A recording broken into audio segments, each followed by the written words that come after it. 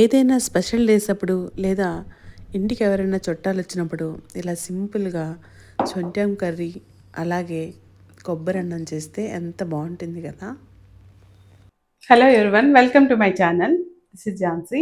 So ఈరోజు నేను మీకోసం చేయబోయే రెసిపీ కొబ్బరి అన్నం విత్ సొంఠం కోడి కర్రీ అనమాట.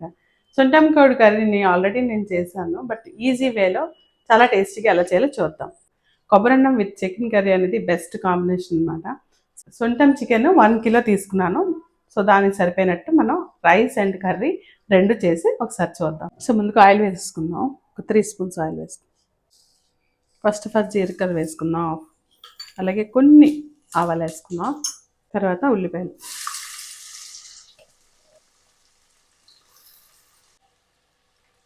జీలకర్ర ఉల్లిపాయలు వేసుకొని ఇప్పుడు ఒక పచ్చిమిర్చి వేసుకుందాం, ఒక 5. కొబ్బరి అన్నం కోసం ఫస్ట్ కొబ్బరికాయని ఇలా కొట్టుకున్నాను. ఇప్పుడు దీన్ని చిన్న చిన్న ముక్కలుగా కట్ చేసుకుంటాం. ఇప్పుడు కొబ్బరి ముక్కల్ని ఇలా కట్ చేసుకొని మిక్సీలో వేసేసుకుందాం. అల్లం వెల్లుల్లి పేస్ట్ వేద్దాం. ఇలా బాగా వేగిపోవాలి ఉల్లిపాయలు. బాగా ఫ్రై అయిపోయింది కదా. ఇప్పుడు టమాటోస్ వేద్దాం.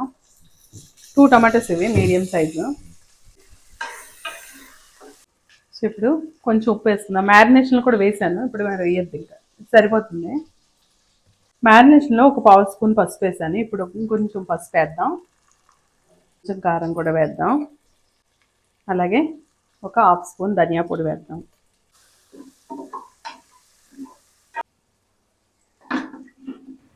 ఇప్పుడు మ్యారినేషన్ చేసి పెట్టుకున్న చికెన్ కూడా యాడ్ చేసేసుకుందాం. ఇది బాగా ఫ్రై అవ్వాలి. ఇది ఫ్రై అవ్వడంలోనే మొత్తం టేస్ట్ అంతా కూడా ఉంటుంది. ఈ చికెన్ని బాగా ఫ్రై చేయాలి. మన ఆయిల్ కూడా ఎక్కువ వేసుకోలేదు, ఎందుకు దీనిలో ఆల్రెడీ ఫ్యాట్ ఉంటుంది, అందుకే నేను ఆయిల్ ఎక్కువ వేయలేదు. ఆల్రెడీ ఫ్యాట్ ఉంటుంది. ఇంకా దీనిలో ఆల్రెడీ టమాటాస్ వేసాం కదా, ఇంకా పెరుగు ఏం అవసరం లేదండి. సింపుల్గా చేద్దాం, దాని ఒరిజినల్ టేస్ట్ పాడవకుండా. గైస్ ఇప్పుడు కొబ్బరి అన్నంకి మనం ఒక పెద్ద 1 స్పూన్ అయితే చాలు నెయ్యి వేద్దాం. మళ్ళీ దానిపైన కూడా వేద్దాం. కొబ్బరిలో ఫ్యాట్ ఉంటుంది, సో ఇంకా అంత అవసరం లేదు. సో ఇప్పుడు మనం రిమైనింగ్ ఇంగ్రీడియంట్స్ అన్ని యాడ్ చేసుకున్నాం. ఒక 1/2 స్పూను జీలకర్ర, అలాగే ఒక 4 నుంచి 5 లవంగాలు, ఒక 4 ఏలకులు, దాల్చిన చెక్క, జాపత్రి, అలాగే ఒక 10 వరకు మిరియాలు, కాలా ఇలాచి, బిర్యానీ ఆకులు ఉంటాయి కదా అవి, ఒక 1/2 స్పూన్ వరకు షాజీరా, అలాగే కొన్ని జీడిపప్పులు. వీటన్నింటిని ఒకసారి కలుపుకుందాం. ఇప్పుడు ఉల్లిపాయలు యాడ్ చేద్దాం. పచ్చిమిర్చి కూడా వేసుకుందాం.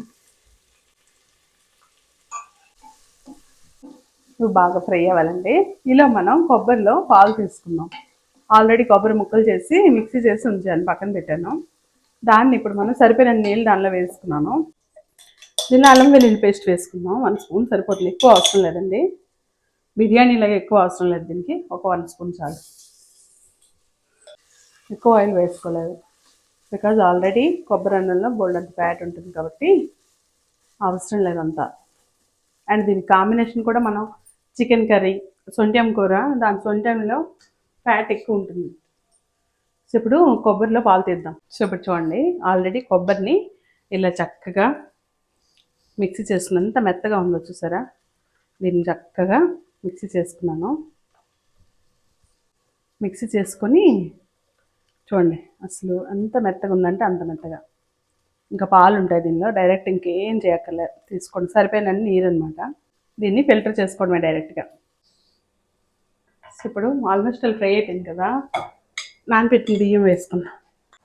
ఈ కొబ్బరి అన్నం అంటే నేను నేర్చుకుంది మా అమ్మ దగ్గరే. మా అమ్మ చాలా బాగా చేస్తుంది కొబ్బరి అన్నం. ఇప్పుడు సరిపోయినంత ఉప్పు వేసుకుందాం. ఆంధ్రలో ఎక్కువగా బిర్యానీ బదులు ఎక్కువ కొబ్బరి అన్నమే ఎక్కువ తింటారు. అలాగే గోదావరి జిల్లాలో అయితే రొయ్యల కర్రీ, అలాగే చికెన్ కర్రీ కూడా కొబ్బరి పాలతో చేస్తారు. అలాగే కొబ్బరి పులావ్ చేసుకొని వాళ్ళు చేసే విధానం వేరేగా ఉంటుందండి. అన్నీ కలిపి ఒకేసారి పెట్టేస్తారు. అలా కూడా చాలా బాగుంటుంది. కొబ్బరి అన్నము అలాగే చికెన్ కర్రీ, నాటుకోడి కూర కానీ లేదంటే రొయ్యల కూర కానీ చేసుకుంటారు. చాలా బాగుంటుంది. పులావులు అనేవి ఎక్కువ ఎక్కువ ఫేమస్ అండి భీమవరం సైడు. బట్ ఇప్పుడైతే ఎక్కువగా బిర్యానీలు ఎక్కువ చేస్తున్నారు అందరూ. బియ్యం కొంచెం ఫ్రై చేయడం అనేది చాలా ఇంపార్టెంట్ అండి. మనం వేసుకున్న నెయ్యిలో చక్కగా ఈ బియ్యం కొంచెం ఫ్రై అయితే ఇంకా మంచి రుచి, ఆ మసాలా అంతా చక్కగా బియ్యానికి పడుతుంది. కొంచెం పసుపు కూడా వేసుకుందాం మంచి కలర్ కోసం మాత్రమే. అలాగే కొంచెం ధనియా పొడి వేసుకున్నాను. బియ్యం చక్కగా ఫ్రై అయ్యి కొంచెం కలర్ కూడా మారాయి. సరిగ్గా ఇలాంటప్పుడు మనం కొబ్బరి పాలని ఇలా ఫిల్టర్ చేసుకుని వేసుకుందాం. దీనిలో మొత్తం పిప్పంతా పైనే ఉండిపోతుంది. ఓన్లీ మిల్క్ మాత్రమే కిందకి వెళ్తాయి. బాగుంటుంది. ఈ పిప్ అనేది తినకూడదండి. బికాజ్ మన కడుపుకి వెళ్తే ఇంకా జీర్ణం అవ్వదు అసలు. సో అందుకే దాన్ని ఇలా వడగట్టండి. చక్కని మెత్తటి మఫ్లిన్ క్లాత్లో అయినా చక్కగా వడబోస్తే వచ్చేస్తుంది. సో గైస్ చూడండి, మన రైస్ వాటర్ అన్ని పెట్టేసాం. ఒకసారి చక్కగా కలుపుకొని ఉప్పు చూసుకొని మూత పెట్టి విజిల్స్ పెట్టుకోవడమే. 1 విజిల్ వస్తే సరిపోతుంది. చూసారు ఎంత థిక్గా ఉన్నాయి మిల్క్. మొదటి కొబ్బరికాయ తీసుకోవాలి. ఇంకా మూత పెట్టుకుందాం. సో గైస్ ఒకసారి చూద్దాం. చికెన్ ఇలా పెట్టి ఒక 10 మినిట్స్ అయిపోయింది. ఇలా బాగా ఫ్రై చేయాలి. చూసారా, ఇది అంతా కూడా చికెన్లో ఉన్న వాటర్, ఇదంతా కూడా మనం వేయలేదు. ఇలా వాటర్ వచ్చేయాలి. వాటిలో ఉన్న వాటర్ వస్తే అప్పుడు టేస్ట్ అనేది బాగా ఎక్కువ ఉంటుంది. అలాగే ముక్క కూడా బాగా మెత్తపడింది, బాగా ఉడుకుతుంది అన్నమాట. చూసారా, అసలు ఏం వేయలేదు మనం వాటర్. ఇలా వాటర్ వచ్చే వరకు దాన్ని లో ఫ్లేమ్లో పెట్టి మూత పెట్టి ఉంచండి. ఇలా వేసి పోపు వేసాక కుక్కర్ పెట్టేస్తే అంత బాగా రాదు. సో గైస్ ఇప్పుడు మనం చికెన్ మసాలా వేసుకుందాం.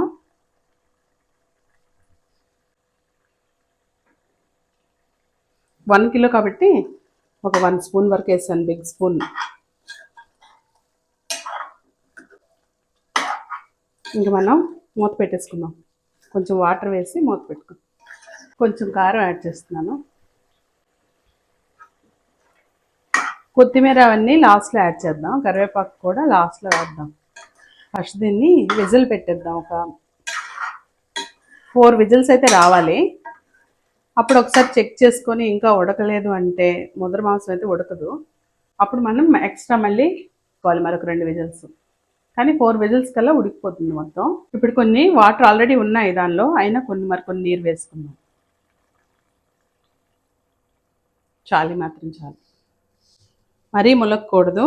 కొంచెం పైకి కనిపించి ఇంకా మూత పెట్టుకోవడమే. సో గైస్ చూడండి 4 విజిల్స్ వచ్చాయి.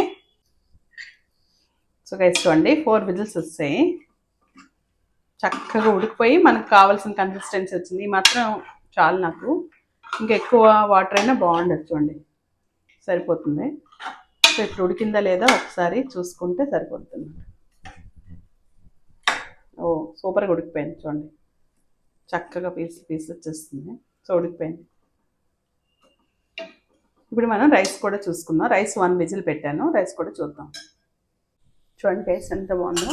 చక్కగా సర్వ్ చూసుకుందాం. ఇప్పుడు సరిపోయింది. బాగుంటుంది. ప్లెయిన్ రైస్తో కూడా చాలా బాగుంటుంది. కొత్తిమీర వేసుకోలేదు, మర్చిపోయాను.